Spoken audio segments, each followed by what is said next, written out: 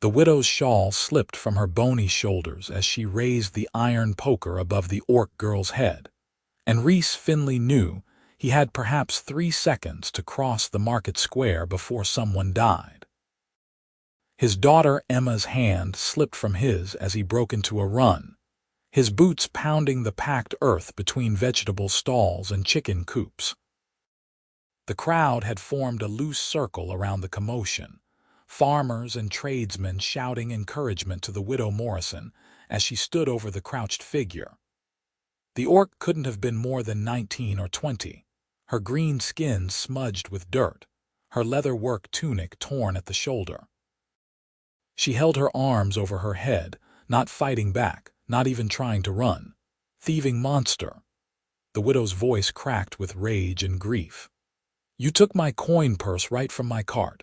Rhys caught the descending poker mid-swing, his calloused palm absorbing the shock of iron meeting flesh. The widow whirled on him, her weathered face contorted with fury. "Let go, Rhys Finley. This creature stole from me." "Then we'll take her to the magistrate," Rhys said evenly, not releasing his grip. "We don't beat people to death in the street, Meredith, not in this village. People." She spat the word. "That's an orc.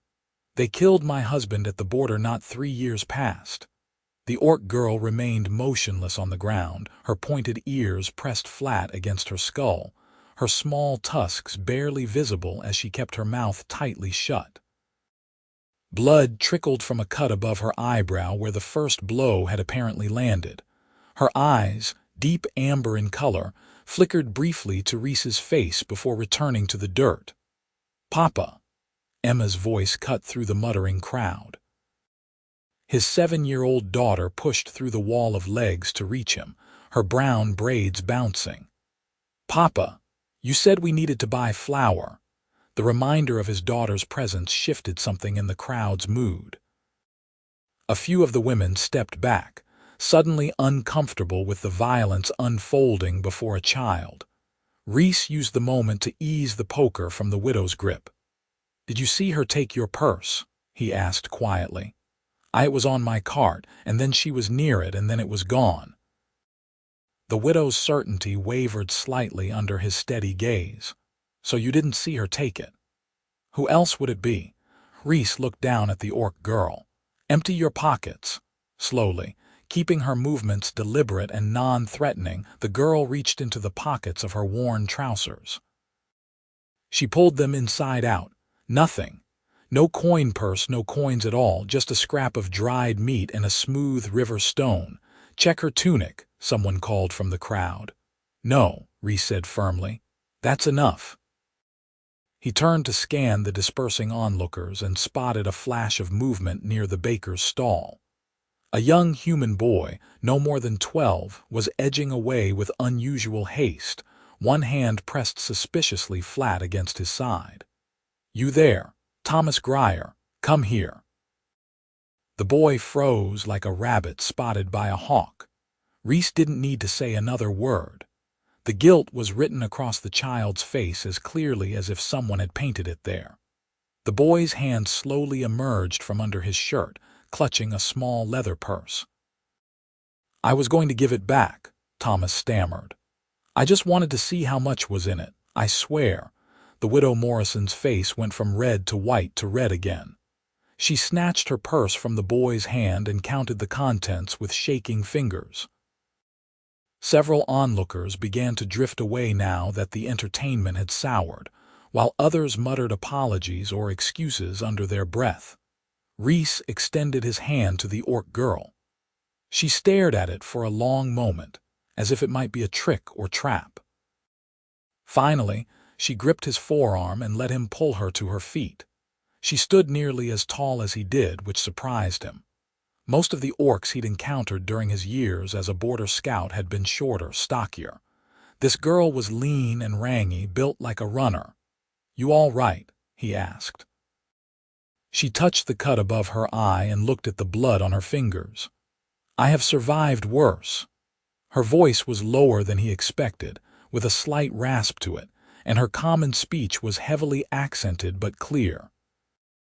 The widow Morrison had already grabbed young Thomas by the ear and was dragging him away, delivering a blistering lecture about theft and false accusations.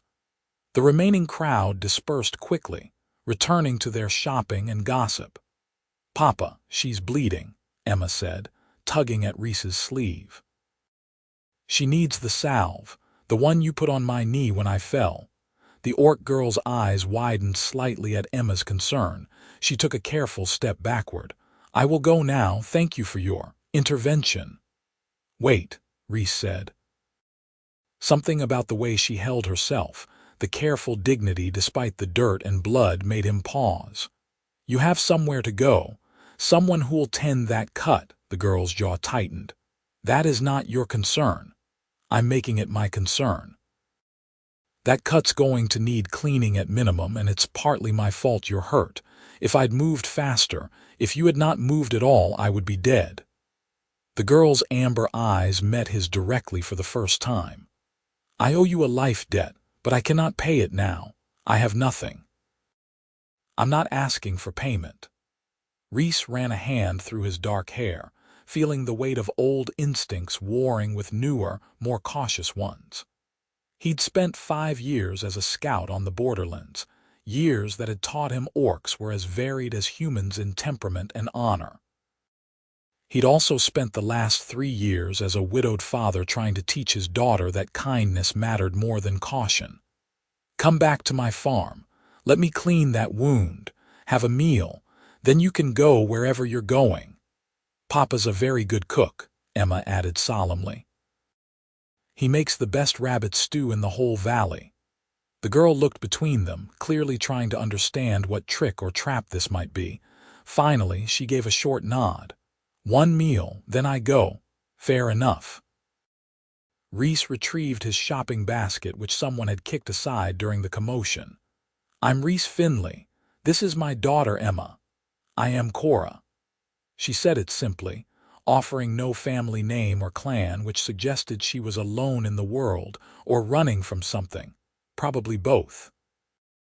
They walked through the market making Reese's purchases, an odd trio that drew stares and whispers. Emma chattered to fill the silence, telling Cora about their farm, about her chickens, about the new calf that had been born just last week. Cora listened without responding, her eyes constantly scanning the crowd as if expecting another attack. The Finley farm lay 2 miles outside the village, a modest spread of 20 acres with fields of wheat and barley, a vegetable garden, a small orchard, and a weathered but sturdy house that Reese had built with his own hands. As they approached along the dirt road, Cora's posture shifted slightly, her shoulders dropping from their defensive hunch. "You work all this land alone?" she asked, the first question she'd volunteered. "Mostly. Hire some help during harvest." "Emma's getting old enough to do more, but I don't want to burden her too young." Reese pushed open the gate in the split-rail fence. "Lost my wife 3 years back. Fever took her in the winter. I am sorry." The words were stiff but genuine. The house was simple but clean, 2 rooms downstairs and a sleeping loft above. Reese directed Cora to sit at the kitchen table while he fetched water and clean cloth. Emma climbed onto the bench beside the orc girl, watching with open curiosity as Reese gently cleaned the cut. "You have strong hands," Cora observed, not flinching as he worked. "You were a fighter, scout, border patrol. Spent 5 years out there before I met Sarah, Emma's mother. She convinced me to settle down, take up farming." He dabbed salve onto the wound, noting other scars on Cora's face and neck. Old ones, well healed. "You've seen your share of fighting too?" "Yes." She didn't elaborate. Emma, with the fearless curiosity of a child, reached out to touch one of Cora's tusks. Cora went very still but didn't pull away. "Do they hurt?" Emma asked. "No, they are part of me, like your teeth. They are pretty, like ivory, but better because they are yours." Something that might have been a smile flickered across Cora's face. "Your daughter is strange." "She's honest," Reese corrected, wrapping a strip of clean cloth around Cora's head to keep the wound protected. "There. That should hold. Now let me get that stew started." As the afternoon shadows lengthened, Reese prepared the meal while Emma showed Cora her collection of interesting rocks and feathers. Cora accepted each treasure with solemn attention, occasionally asking a question that sent Emma into detailed explanations. Watching them from the corner of his eye, Reese felt something unknot in his chest. Emma had been lonely since Sarah's death, and he'd been too buried in survival and grief to notice how isolated she'd become.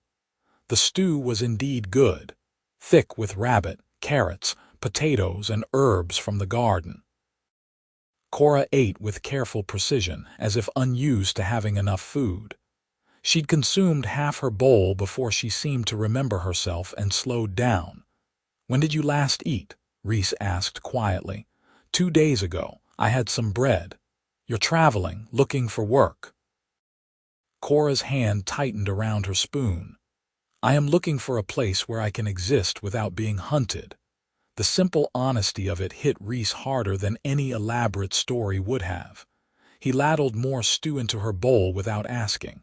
"What kind of work can you do?" "I can farm, fight, hunt, track, heal wounds, train horses, repair tools, build shelters." She rattled off the skills with no pride, just fact. "I am strong and I learn quickly." "Papa needs help," Emma announced suddenly. "He said so just yesterday. He said there's too much work for one person, and he wishes he had another pair of hands." Reese shot his daughter a look, but she gazed back at him with wide, innocent eyes. Traitor. But she wasn't wrong.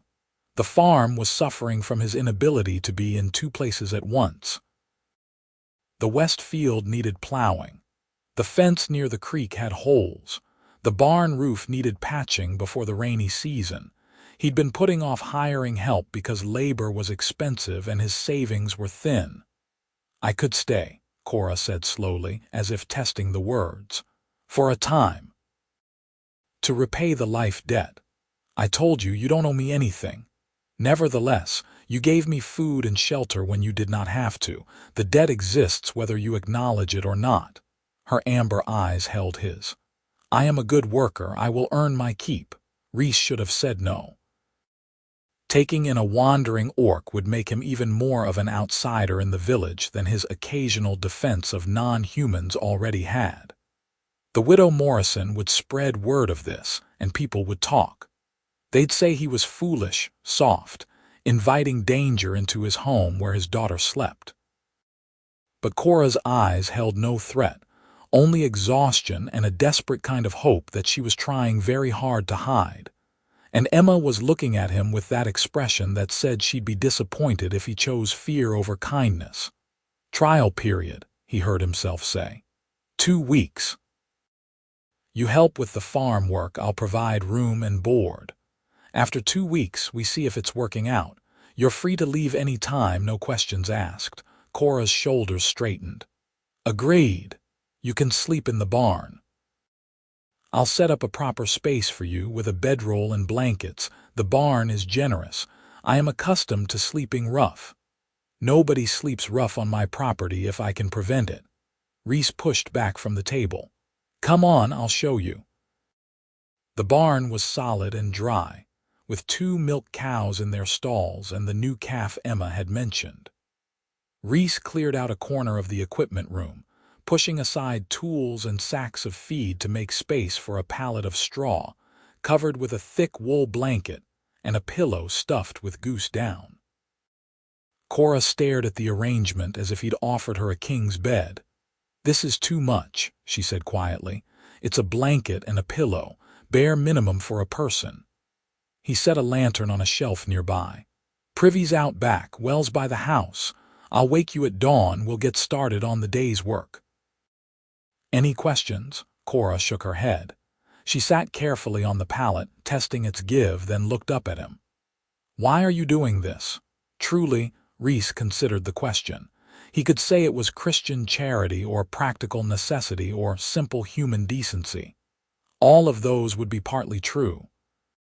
But there was something else, something about the set of her jaw and the scars on her skin that spoke to the part of him that had once been young and running from his own demons. "Because you remind me of someone," he said finally. "Me, about 10 years ago. And someone gave me a chance when they didn't have to. Figured I'd pay that forward." He left her there in the barn, closing the door gently behind him. Emma was already in her nightgown when he returned to the house, brushing her hair by the fire. "I like her," she announced. "She listens to me." Really listens, not like how adults do sometimes where they're just waiting for you to stop talking. "She's not staying forever, Emma, remember that. But maybe she could, we'll see. 2 weeks, that's what we agreed."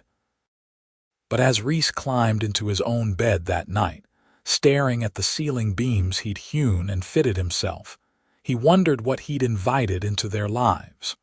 Cora was clearly running from something. People didn't end up alone on frontier roads without resources unless they were fleeing or exiled. The question was whether her past would catch up to her here, and whether he'd be able to protect his daughter if it did. Dawn came cold and gray, with fog rolling across the fields like smoke. Reese found Cora already awake, sitting on a stump outside the barn and sharpening a small knife against a whetstone. She looked up at his approach and slid the blade back into her boot in one smooth motion. "Morning," he said. "Sleep all right, better than I have in many weeks." She stood, brushing dirt from her trousers. "What task do you wish me to begin?" They started with the fence near the creek, which had suffered damage from the spring floods. Reese showed her how he wanted the rails fitted and let her work while he went to check the fields. When he returned 2 hours later, she'd not only completed the section he'd indicated but had continued down the line, replacing rotted posts and tightening joints with the efficiency of someone who'd built many fences before. "You've done this work," he observed. "Yes. My."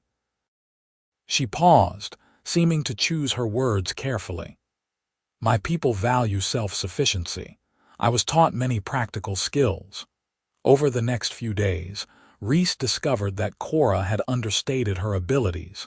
She could indeed do everything she'd claimed and more.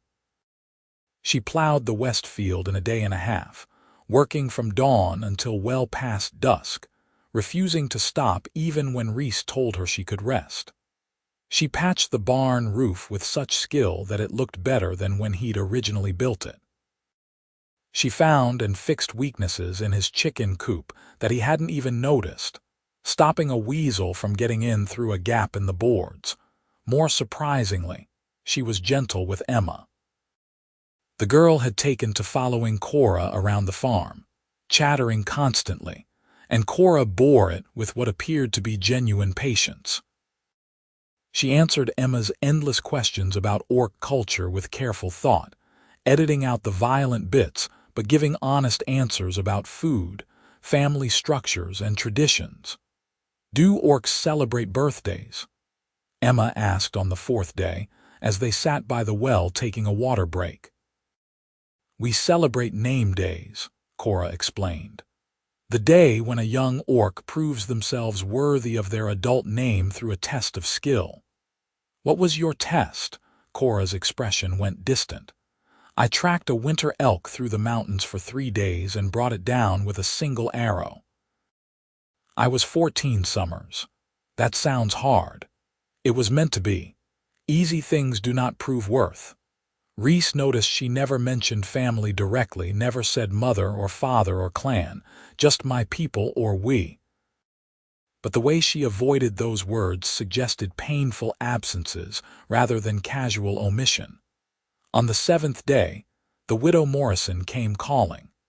Reese was in the barn repairing a cart wheel when he heard the sharp rap on the door. He emerged to find the old woman standing in his yard, her face pinched with disapproval, while Cora stood motionless near the vegetable garden with a basket of beans in her hands. "Reese Finley," the widow said without preamble. "I've heard you've taken that creature into your home." I've hired her to help with the farm work, Reese corrected. She sleeps in the barn and earns her keep. Nothing wrong with that.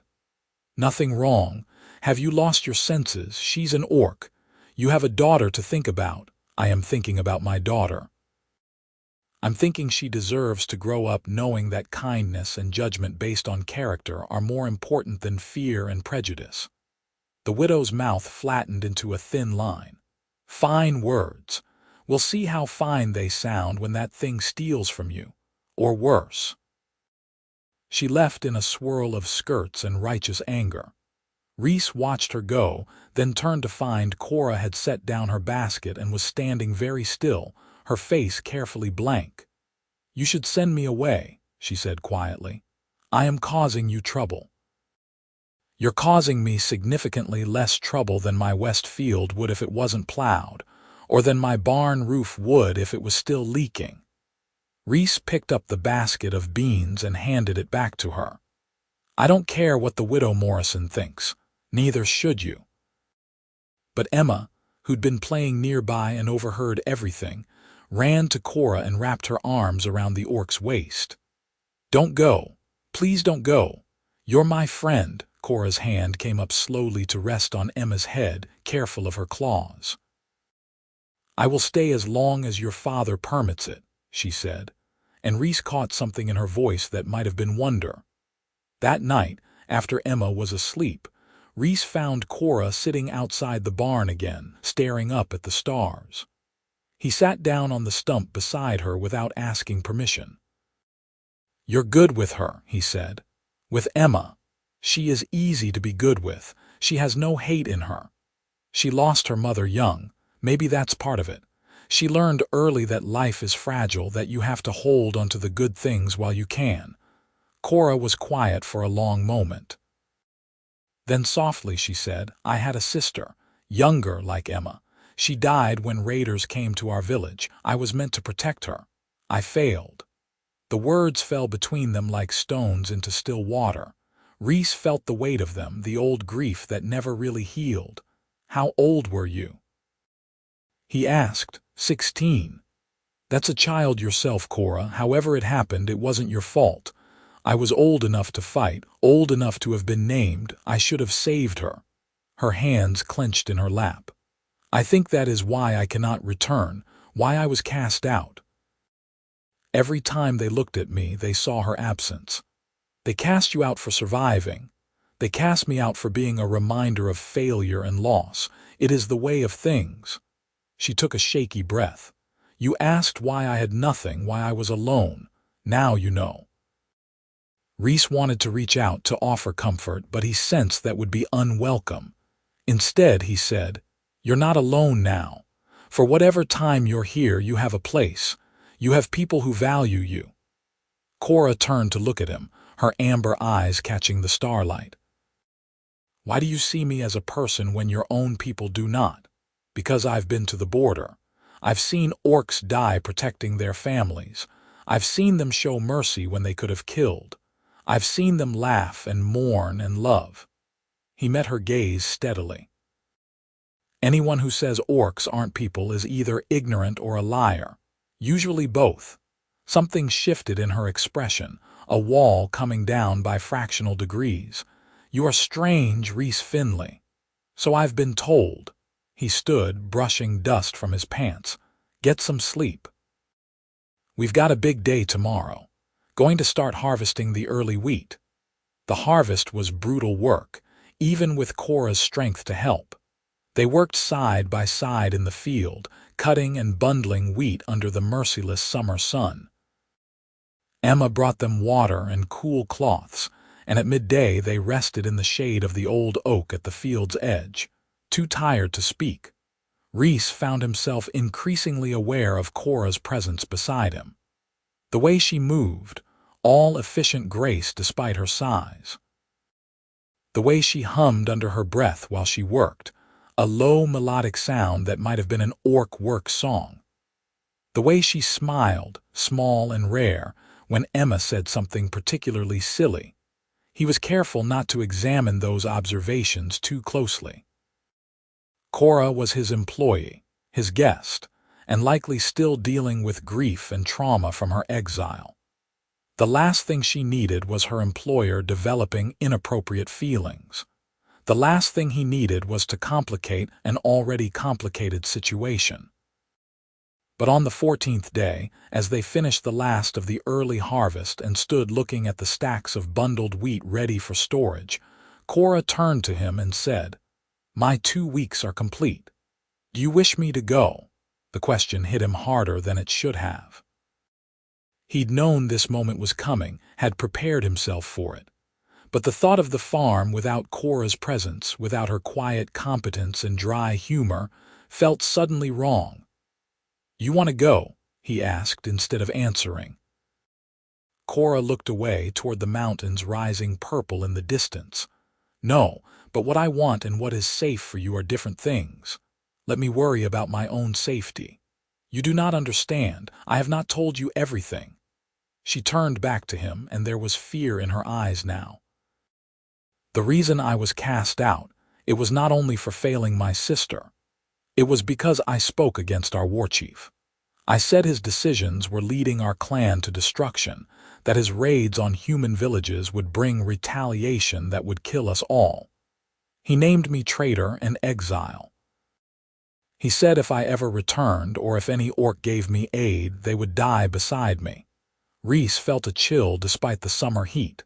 "This Warchief, he's your clan leader, he was, and I am his daughter."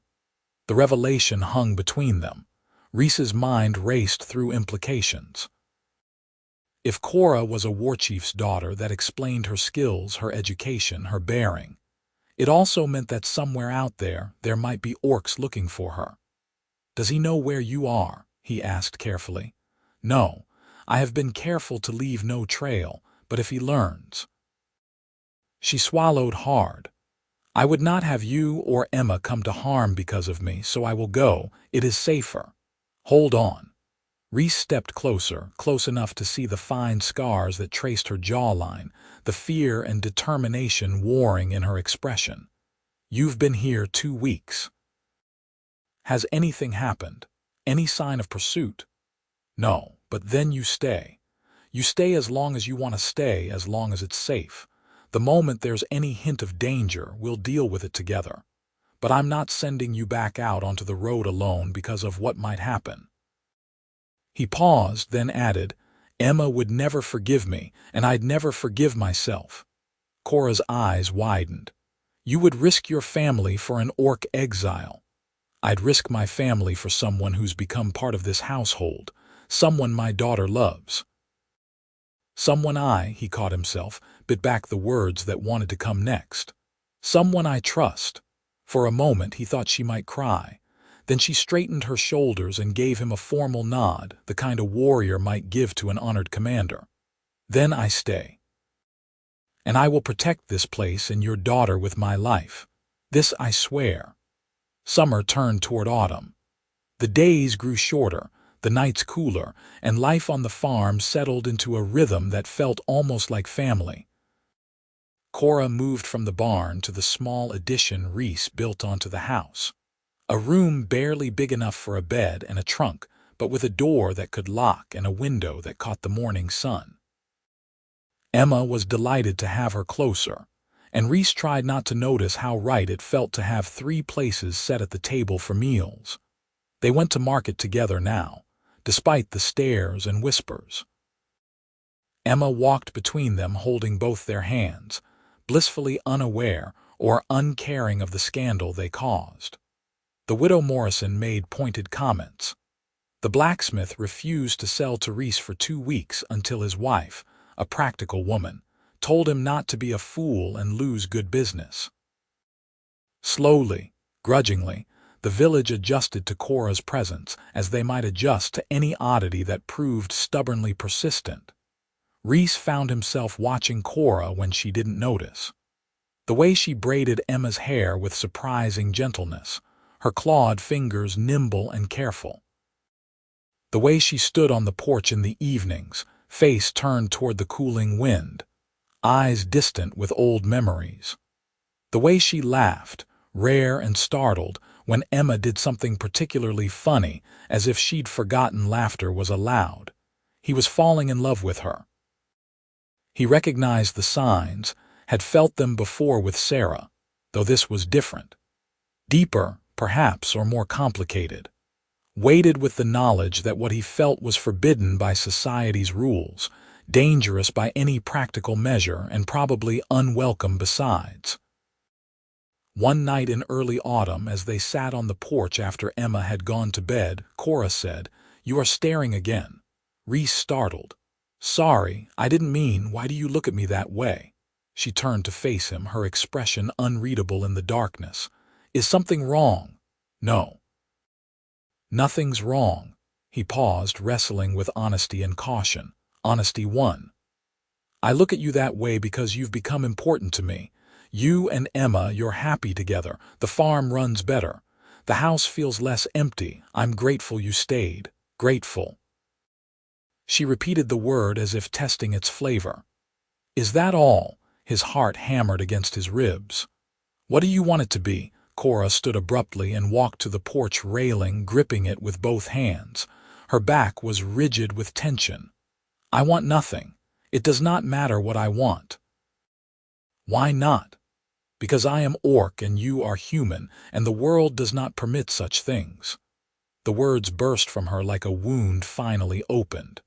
"Because I am exile and outcast, and I bring nothing but danger and difficulty to your life. Because She stopped, breathing hard. Rhys rose and crossed to stand beside her, not touching but close. "Because you what?" "Because I care for you," she whispered. "And caring leads to loss. I have learned this lesson too many times. I cannot learn it again." His hand moved of its own accord, covering hers on the railing. She didn't pull away. Her skin was warm and rough from work, her fingers much larger than his but careful, always so careful. "I can't promise you won't lose me," he said quietly. "I can't promise tomorrow or next year or anything beyond this moment. Sarah taught me that. Life is fragile and uncertain." He turned her hand over, tracing the lines of her palm. "But I can promise you today, and tomorrow if we're lucky enough to get it, and as many days as we have, I want to spend them with you." Cora made a sound that might have been a laugh or sob. "You are a fool, Rhys Finley." "Probably, but I'm a fool who's falling in love with you." She turned to him then, her amber eyes bright with unshed tears. "I do not know how to do this. My people do not love as humans do. We are less soft with it." "Then show me how orcs love. Teach me." Cora reached up slowly, giving him time to pull away, and cupped his face in her large hands. Her palms were calloused and gentle. She leaned down, she was slightly taller, and touched her forehead to his, a gesture that felt profound and ancient. "We love with loyalty," she said softly. "With protection, with presence and partnership. We love by standing beside our chosen one in battle and in peace. We love by choosing each day to stay."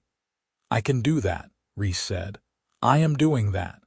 She kissed him then, careful of her tusks, her lips surprisingly soft.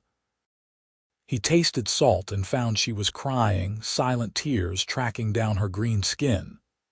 He kissed back, one hand coming up to cradle the back of her head, fingers tangling in her dark hair.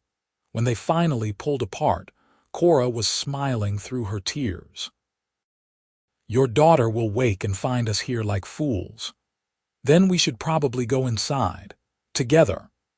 "Together," she agreed, and the word sounded like a promise. They were careful around Emma at first, not sure how to explain the shift in their relationship. But Emma, with a child's intuition, seemed to understand before they said anything. She started calling Cora Mama Cora one morning at breakfast, then looked between them anxiously to see if she'd done wrong. Cora's face went through several expressions too quick to name before settling on something that might have been joy. "You may call me that if you wish," she said carefully, "but I will not replace your mother. No one could." "I know," Emma said simply. "But Mama's gone and you're here, and Papa says we love with what we have, not what we lost." Reese's throat tightened. He didn't remember saying those exact words, but he must have, and Emma had held on to them. Cora reached across the table to take Emma's hand in one of hers and his in the other. "Then I will be Mama Cora," she said, "and I will love you as fiercely as any mother could, small one. This I vow." The happiness lasted 6 weeks. 6 weeks of learning each other, of building something new and fragile and precious. 6 weeks of Cora teaching Emma to track animals through the forest, of Reese teaching Cora to read the human script she'd never learned, of the three of them becoming a family in all the ways that mattered. Then, on a cold morning in late October, Reese woke to find Cora standing at the window, her whole body tense as a drawn bow. "What is it?" he asked, already reaching for his boots. "Smoke. To the north. Someone is burning steadily, not clearing land. A signal, perhaps, or a raid." Reese joined her at the window. Sure enough, a column of black smoke rose above the tree line about 3 miles distant. That would be the Johansson place, a small farm run by an older couple and their adult son. "Stay here with Emma," he said, pulling on his shirt. "I'll ride over, see if they need help." "No." Cora's voice was flat, certain. "That smoke, the color of it, that is orc fire. They use pine pitch and green wood. They want it to be seen from distance." Her hand gripped his arm. "Reese, I think they have found me." His blood went cold. "Your father's people. I do not know, but I must go. I must see. If they are looking for me, I will not let innocent humans die in my place. We go together then. Emma goes to the Robinsons. They're farther south, and she'll be safe there." They moved quickly, years of experience making them efficient in crisis. Emma was bundled up and placed on the horse with instructions to ride straight to the Robinson farm and tell them there was trouble.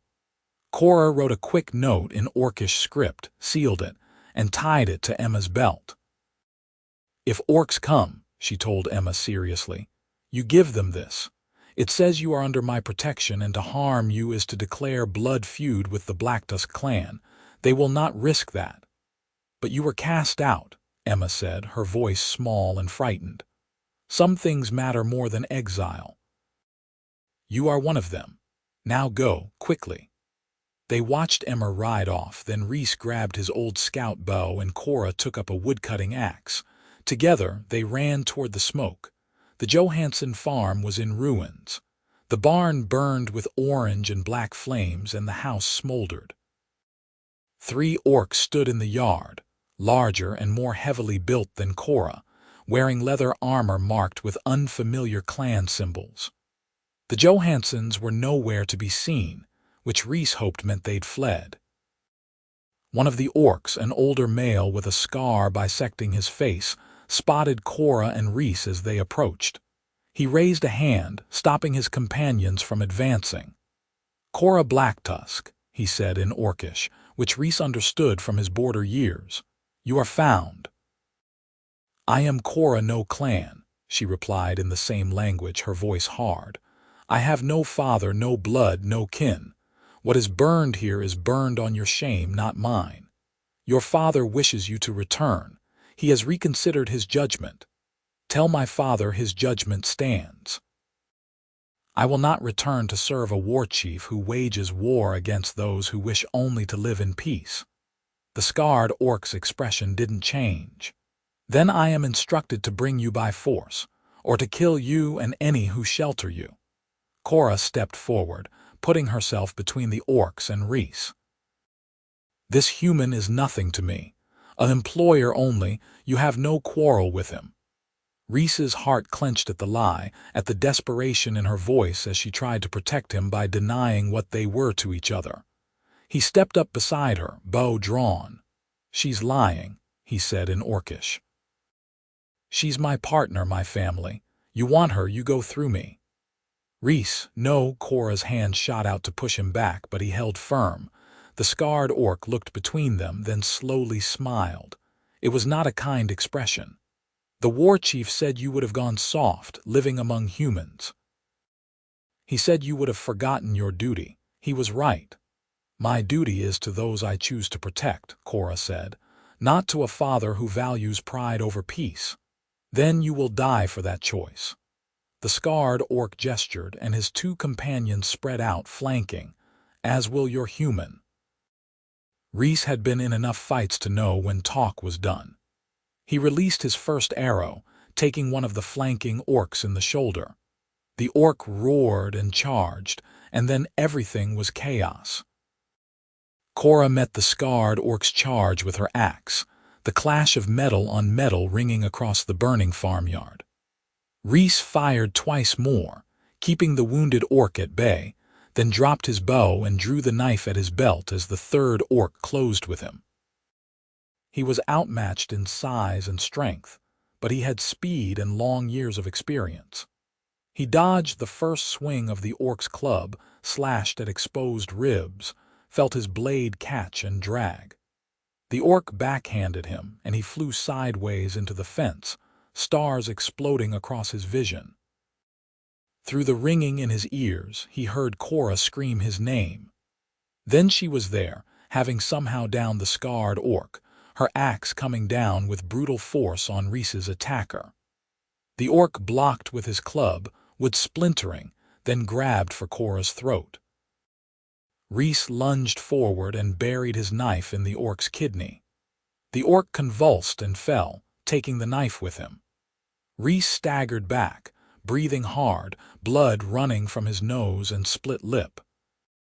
Cora whirled, looking for the third orc, but he was running, clutching his wounded shoulder, disappearing into the trees.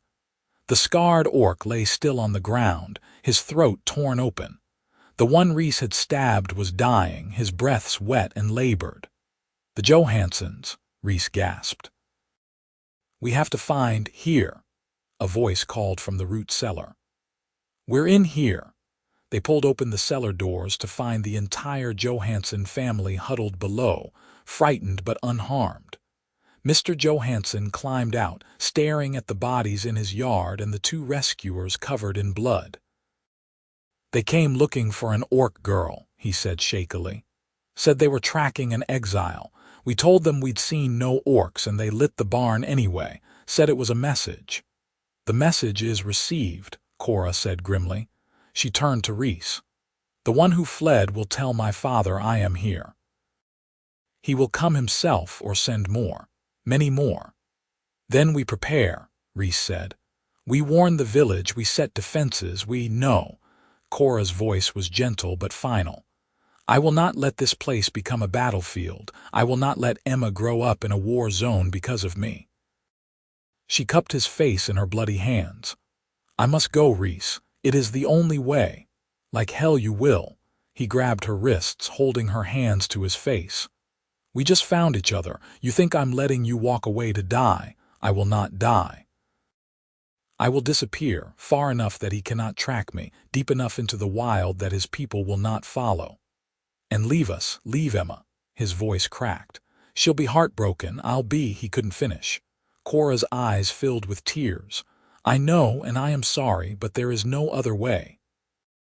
But there was, Rhys realized. There was always another way if you were desperate enough and brave enough to take it. An idea formed, dangerous and probably insane, but possible. "What if we go to your father?" he said. Cora stared at him. "What? You said he wants you back, so we go to him. We negotiate. We find a way to end this that doesn't require you to run or us to fight a war we can't win. He will kill you on sight. Humans do not parley with orcs, and orcs do not parley with humans who have slain their warriors. Those warriors attacked us first. Killed livestock, burned property. Even in orc law, that's justification for self-defense, isn't it?" Cora hesitated. "In the old ways, yes, but my father does not always follow the old ways. Then we make him follow them. You're his daughter, Cora. However angry he is, you're still his blood. That has to count for something. It counted so little he cast me out. Because you challenged him in front of the clan. But if we come to him, if we show respect while also showing strength, maybe we can find common ground." Rhys pulled her closer. "I'm not losing you without a fight." Not to your father, not to fear, not to anything. The Johansson family had gone to fetch help from the village. Reese and Cora stood alone in the burned yard, holding each other while the morning light grew stronger. "This is foolish," Cora whispered. "Probably. We could both die." "Yes. Emma would be orphaned.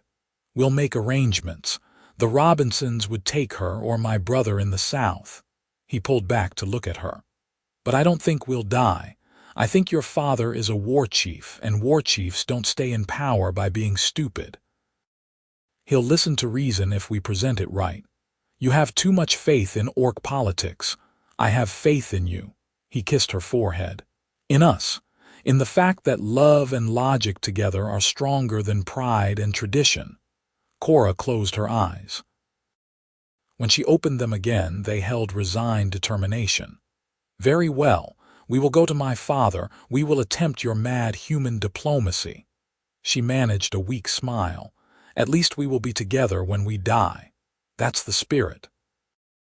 They left the Johansson place as others arrived to help fight the fire and see to the family. Back at their farm, they found Emma had returned, brought back by Mr. Robinson, who'd wanted to see what the trouble was firsthand. Emma threw herself at both of them, crying and relieved. "I thought you were dead," she sobbed. "I thought the bad orcs got you. We're fine, sweetling," Cora murmured, holding her close despite the blood and smoke smell. "We are fine." But telling Emma they were leaving was one of the hardest things Reese had ever done.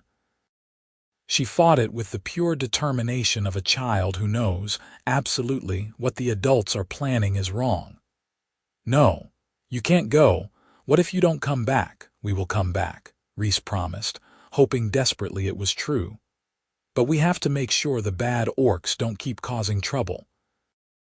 We have to talk to their leader. Then I'll come too. I'll help.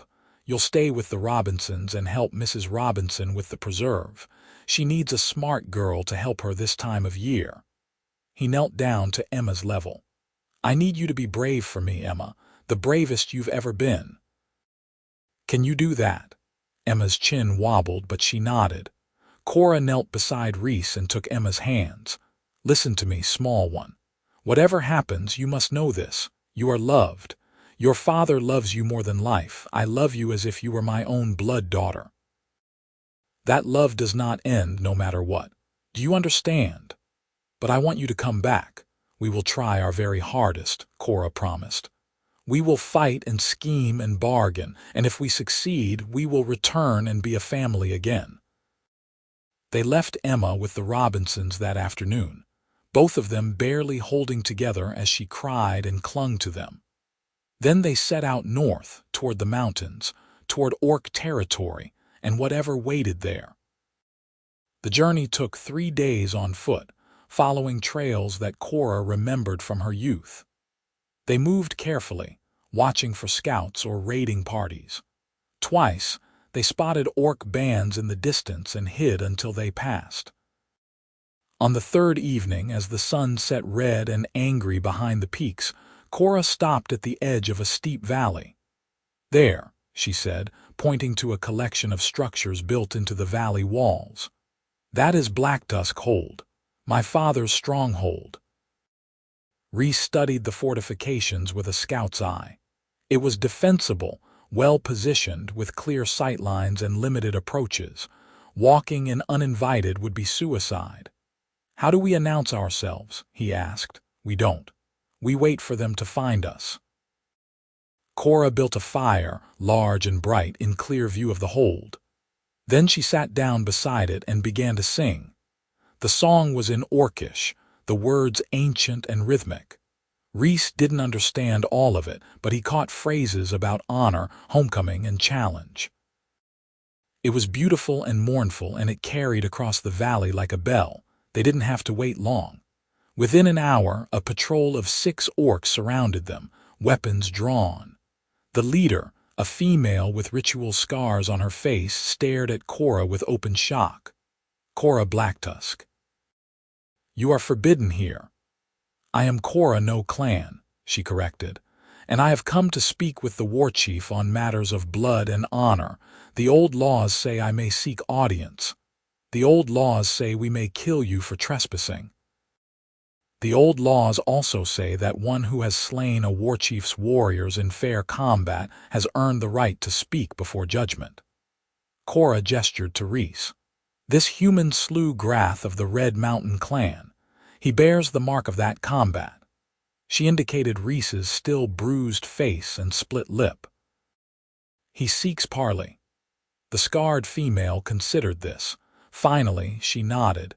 You will be brought before the Warchief, but you will be bound and you will leave your weapons. They surrendered their arms and allowed themselves to be tied, though not cruelly. The patrol marched them down into the valley and through the hold's gates. Orcs stopped what they were doing to stare as they passed. Rhys heard mutters, some angry, some curious. They were brought to a large hall carved into the mountain itself. At the far end, on a seat made of carved stone and furs, sat an orc who could only be Cora's father. Warchief Thacker Blacktusk was massive, even for an orc, with arms like tree trunks and a jaw that could crush stone. His tusks were decorated with silver bands, and his eyes, the same amber as Cora's, tracked their approach with predatory focus.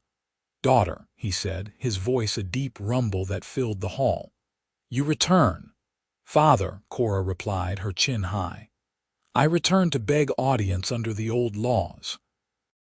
"You forsook the old laws when you spoke treason against my rule." "I spoke truth. That you called it treason does not change its nature." Several orcs in the hall growled at her audacity, but Thacker raised a hand for silence. He studied her for a long moment, then turned his gaze to Rhys. "And you, human, you are the one who slew Grath and Torgun, in self-defense," Rhys said, keeping his voice steady. "After they burned an innocent family's farm and threatened to kill my household. Grath was instructed to retrieve my daughter, not to make war on humans. Then Grath exceeded his instructions, and paid the price for it." A ripple of something that might have been approval moved through the assembled orcs.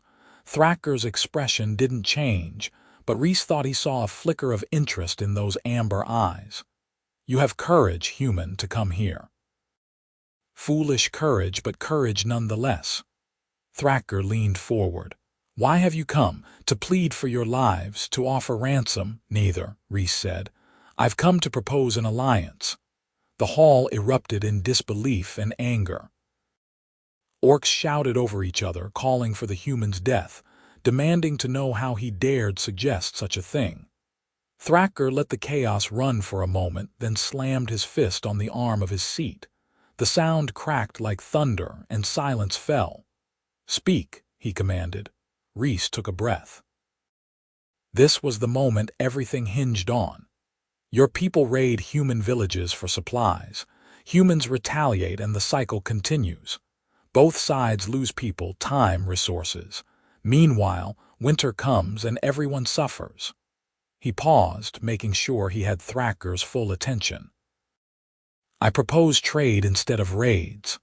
The frontier villages have surplus grain, tools, livestock. Your people have furs, ore from the mountain mines, crafted goods. We could establish a market, neutral ground where both peoples benefit." "Humans do not trade with orcs," someone shouted. "They see us as monsters." "Some do," Rhys agreed. "Just as some orcs see all humans as weak and unworthy. But I've lived beside an orc for months. I've seen her strength, her honor, her skill. She's saved my daughter's life more than once. She's become he hesitated, then committed. She's become my wife in all but ceremony, and if I can see past old hatreds, others can learn to as well." The hall went deathly quiet.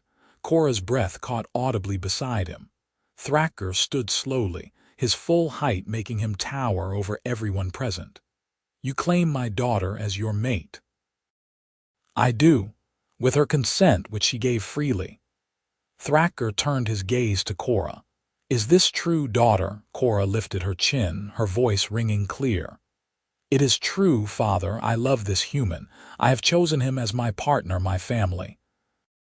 He has shown me more honor and respect than I ever received within these walls." The Warchief's face went through several expressions: anger, pain, something that might have been pride. Finally, he sat back down heavily. "You were to be my heir," he said quietly. "You were to lead our people after me. Instead, you chose exile over duty." "I chose truth over pride," Cora countered. "I chose peace over endless war. You call that abandoning duty. I call it finding a new one. And if I refuse this human's proposal, if I order you both killed for the insult you have given, then you will kill us," Cora said simply. "And you will prove everything I said about you was correct, that you value your own pride more than your people's survival." Father and daughter stared at each other, and Rhys saw the resemblance in their stubbornness, their absolute unwillingness to bend. But he also saw pain in Thracker's eyes, the pain of a father who'd lost his youngest daughter to violence and then driven away his eldest in grief and anger. "I have one condition," Rhys said, breaking the standoff. Both orcs turned to him. "If we establish trade, if we create peace between our peoples, Cora is pardoned. She returns to the clan with full honor, not as exile but as the one who brokered the alliance. She becomes the bridge between our worlds. You ask me to reward her for defiance. I ask you to recognize that her defiance might have saved your people, to see that strength comes in many forms, including the strength to walk a different path." Thacker was silent for a long time. The hall waited, barely breathing. Finally, the Warchief rose again and walked down from his seat to stand before them. "Cut their bonds," he ordered. Hands moved quickly to free them. Rhys rubbed his wrists, watching Thacker carefully. The Warchief reached out and gripped Cora's shoulder, a gesture that among orcs signified familial bond. "I cast you out in anger and grief," he said roughly. "I saw your sister's death in your face every day, and I could not bear it. I blamed you for not saving her when the fault was mine for allowing the raiders to reach our village in the first place." His voice cracked slightly. "You are my daughter, Cora. You have always been my daughter. If I can have you back, even at the cost of my pride, I will pay it." Cora's eyes filled with tears. "Father." "But," Thacker continued, turning to Rhys, "if you are to be my daughter's mate, you must prove yourself worthy by orc law. You must pass the trials of strength, wisdom, and courage. You must earn the right to join this clan." "I accept," Rhys said immediately. Cora grabbed his arm. "Rhys, the trials are dangerous. Humans have died attempting them. Then I'll be the first to succeed." He met Thacker's gaze squarely. "When do we begin?" The trials took place over the next 3 days. The first, the trial of strength, required Rhys to carry a massive stone from the bottom of a ravine to the top. He was allowed no help, no tools, just his own body and determination. It took him 6 hours, his muscles screaming, his hands bloody, but he made it. The second trial, wisdom, required him to solve a complex dispute between 2 clan families over territory and resources. He listened to both sides, asked careful questions, and finally proposed a solution that involved shared use of the land in different seasons.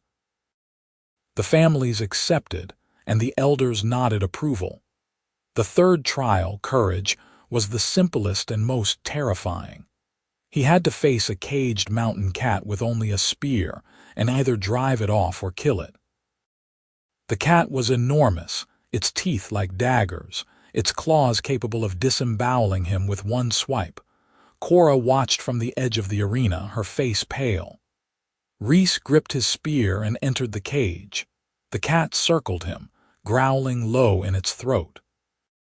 Rhys kept his spear between them, moving in a slow circle, watching for the attack. When it came, it was blindingly fast. The cat leaped and Rhys threw himself sideways, the spear coming up instinctively. He felt the impact as the cat's weight drove him into the ground. Felt the spear punch through fur and muscle.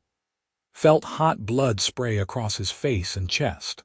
Then the cat was convulsing, dying, its own momentum having driven it onto his blade. Rhys pushed the dead cat off him and stood, shaking and covered in blood. The watching orcs roared approval, beating their weapons against their shields in a rhythm that sounded like thunder. Thrasher entered the arena and clasped Rhys's arm in the warrior's grip. "You have passed the trials. You are worthy to join Clan Blacktusk, and worthy to take my daughter as your mate." He raised his voice so all could hear. "Let it be known that Rhys Finley, once human, is now Rhys of Blacktusk. Let it be known that Cora no Clan is restored to her full name and honor. Let it be known that this union is blessed by the Warchief and the clan." Cora ran to Rhys, not caring about the blood or the crowd, and threw her arms around him. He held her tight, breathing in the scent of her skin, feeling his heart finally slow from its panicked racing. "You are insane," she whispered. "Wonderful and insane." "I prefer brave and romantic," she laughed, the sound breaking into a sob. "I thought I lost you. I thought the cat would. I'm fine. We're fine.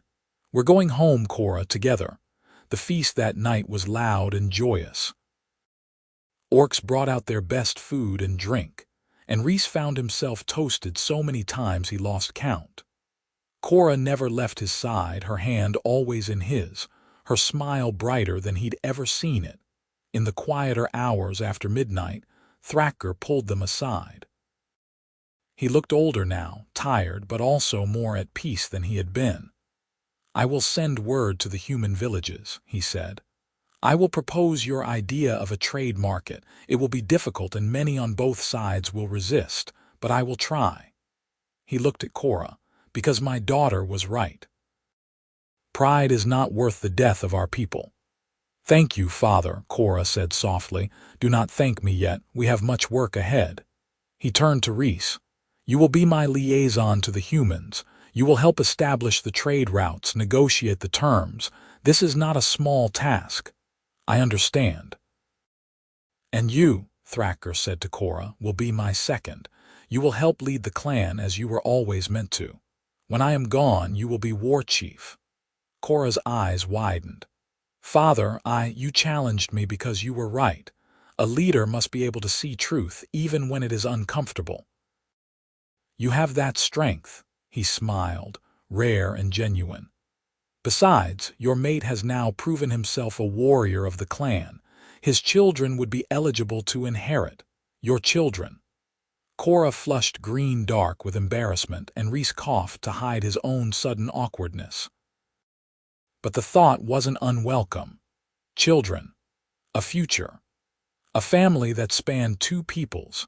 They stayed at Blacktusk Hold for another week, working out the initial details of the trade agreement and allowing Cora to reconnect with her clan.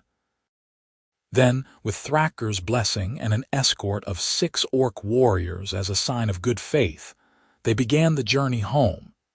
Emma nearly tackled them both when they walked up the farm road. She'd been staying with the Robinsons but had apparently been watching the North Road every day, waiting. She cried and laughed and demanded to know everything that had happened. That night, as Emma finally slept and Rhys and Cora sat on their porch under the stars, the orc escort camped respectfully near the barn. Everything felt both strange and perfectly right. "Your father called you his second," Rhys said. "Does that mean you'll have to spend a lot of time at the hold?" "Some," Cora admitted. "But no more than you will spend traveling to establish the trade routes. We will both be busy, I think. Maybe we should make it official then." "Before we get too busy." He reached into his pocket and pulled out a simple ring he'd bought from the hold's metalsmith, hammered silver with a small green stone. "Marry me, Cora. Human ceremony, orc ceremony, both if you want, but marry me." Cora took the ring, her hands trembling slightly. "Yes. Yes. Of course, yes." They were married twice, Once in the village church with Emma as the flower girl and half the congregation walking out in protest, and once at Black Dusk Hold with Thrasher officiating according to orc law. Both ceremonies were perfect in their own way. The trade market opened in the spring, on neutral ground halfway between the human villages and orc territory. It started small, just a few cautious farmers and orc traders, but it grew. By summer, it was a regular weekly event. By the following year, it had expanded to include craftsmen, healers, and merchants from farther settlements. There were setbacks. A human hothead attacked an orc trader and sparked a brief clash that took all of Reese and Cora's diplomacy to calm. An orc raiding party, not part of Thrasher's clan, tried to disrupt the market and had to be driven off by a combined force of humans and Black Dusk warriors fighting together. But slowly, stubbornly, the peace held. Humans learned that orcs valued honor and fair dealing. Orcs learned that humans could be trusted if treated with respect. Children from both peoples played together at the market while their parents traded. Emma thrived, growing tall and strong, learning both human and orc customs. She had her father's brown eyes and both her mother's fierce spirit. She declared she would be an ambassador when she grew up, making peace between all peoples. Neither Reese nor Cora doubted she would succeed. 2 years after their marriage, Cora gave birth to a son.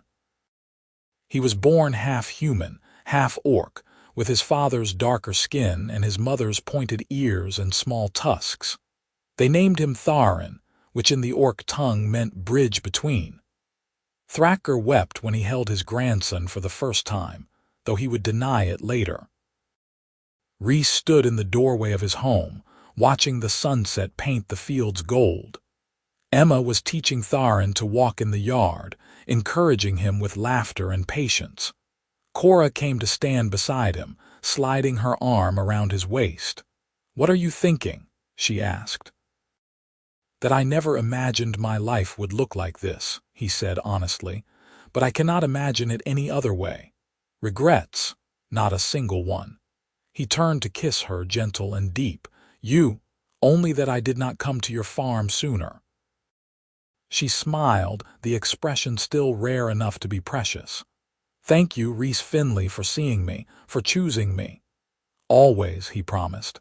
"Every day for as long as we have, I choose you."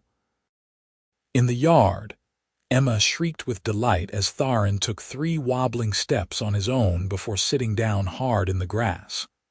Their laughter echoed across the farm, across the valley, a sound of joy and hope, and the future being built one brave choice at a time. The widow Morrison eventually came around, grudgingly admitting that the orc girl was a good worker and a decent mother. The village accepted the mixed family as part of their community, though it took years and countless small moments of Cora proving her worth and character. Thrasher's health began to fail in the 5th year of the peace. He trained Cora to take his place, teaching her the deep history of their people and the weight of leadership. When he died peacefully in his sleep, the clan mourned but did not waver. Cora became Warchief, the first to lead in a time of peace rather than war. She was wise and just, and under her leadership, the Black Dusk clan prospered. Trade with the humans brought wealth and stability. Young orcs grew up knowing humans as partners rather than enemies. Some even married across the divide, following Cora and Reese's example. Emma did indeed become an ambassador, traveling between settlements and helping establish new trade routes and alliances. She never married, claiming she was too busy changing the world, but she had suitors from both species who tried their luck anyway. Tharin grew strong and thoughtful, inheriting his mother's strategic mind and his father's compassion. He had a gift for seeing common ground between opposed parties, for finding solutions that honored everyone's needs. He would one day be Warchief after Cora, and he would lead the clan even farther toward integration with the human world. But that was all in the future. For now, in the warm present, Reese and Cora simply lived. They farmed their land, raised their children, and built something that once seemed impossible. A family, a peace, a love that crossed every boundary society had tried to enforce.